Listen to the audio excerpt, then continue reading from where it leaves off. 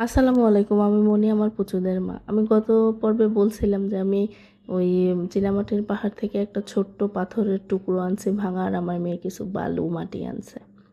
তো শুধু ওইগুলাই না, আমি কিছু গাছও আনছি। নদীর পাশ থেকে ওই যে পাথরের যে টিলাগুলো হয়, টিলাতে কিছু গাছ দেখছি যেটা আমার ভাল লাগছে, আমি নিয়ে আসছি। এটা একটা পাম জাতীয় গাছ। আর ১ম এ যেটা দেখালাম সেটা ঘাস। তবে দেখতে অনেকটা বাঁশঝাড়ের মতো মনে হয়, আমার ভাল লাগছে বলেই আনছি।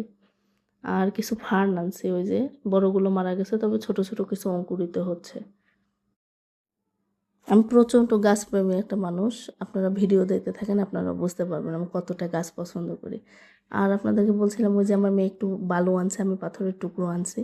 তো এই যে এই হলো সেই সাদা পাহাড়ের যে মাটি, সেই মাটি।